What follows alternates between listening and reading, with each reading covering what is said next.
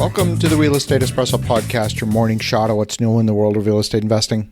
I'm your host, Victor Menashe. On today's show, we're talking about how investors love things to be predictable. They want their investments to deliver above-average returns with the safety and predictability of a government bond. But then, the world experienced a pandemic, followed by a deluge of printed money, followed by supply chain shortages, followed by inflation, followed by labor shortages, followed by an unprovoked war in Europe by an imperialistic dictator. We've not even begun to understand the impact of the conflict in the Ukraine and what it will have on global supply chains that are increasingly intertwined. The belief was the best way to prevent war was to create economic interdependence. This doctrine has been at the center of much of Europe's attitude towards Russia in the wake of the Cold War. That now appears to have been a strategic error. The New World Order has been disrupted, and we are now closer to World War III than at any time since the Cuban Missile Crisis. We have wildcards like China, India, and Pakistan who have strong ties both to the West and to Russia. If they were to pick sides and align with Mr. Putin, then more than 50% of the world's population would be aligned with Mr. Putin, and that's a scary proposition. The prospect of war with Russia is now very real, more than at any time I can remember. I'm struggling to focus exclusively on real estate in today's show when tectonic shifts are happening that are shaking the world order to its very core. The world has been upended in the last week, and there's a new world order emerging as countries signal their allegiance to Mr. Putin or to the West. Germany had been taking a moderate role because they are highly dependent on Russia for 38% of their energy. They get between 30 to 40% of their crude oil from Russia, and about 50% of their gas supplies from Russia. In the short term, Germany is highly dependent on Russian natural gas.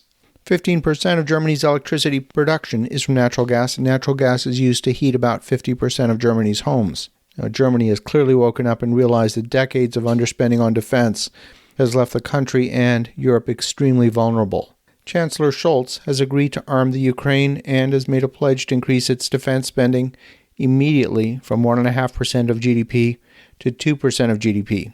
Back in 1989, Germany had 5,000 battle tanks, and today they have only 300. But it's not just Germany. Global defense spending has fallen from a high of 6.5% of global GDP back in the 1960s to about 2.2% of GDP in 2018. And we've seen a period of relative peace on a global basis, despite the U.S. and allied nation involvement in Iraq and Afghanistan for the past 20 years. Wars have been fought historically over economic interests and over ideology. And we've gone through a period of globalization since Richard Nixon's historic visit to China in 1972, and in particular since the fall of the Berlin Wall in 1989. So what are we to do as real estate investors? Do we stop and wait for a return to stability? How do we adapt? What will happen to supply chains?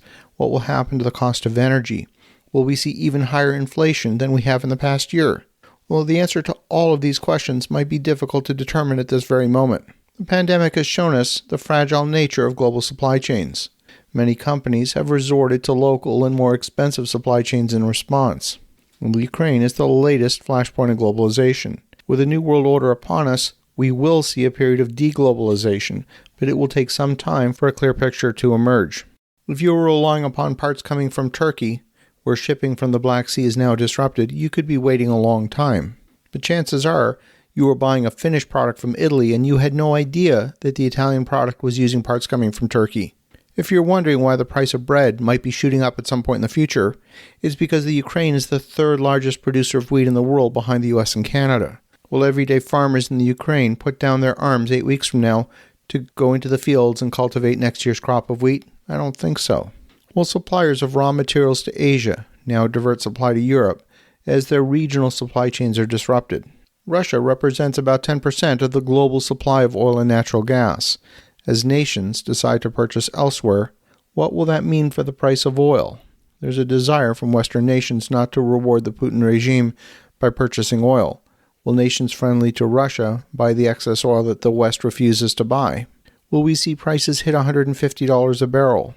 Perhaps a tripling of oil prices in less than a year is in the cards, and that will definitely have an impact on prices affecting everything from food to travel to durable goods. We've seen the government of Belarus declare that Russia is welcome to bring nuclear weapons onto their soil to defend their country. and the Ukraine surrendered their nuclear weapons to Russia with the promise of protection from Russia. Little did they know that they would need to be protected from Russia itself.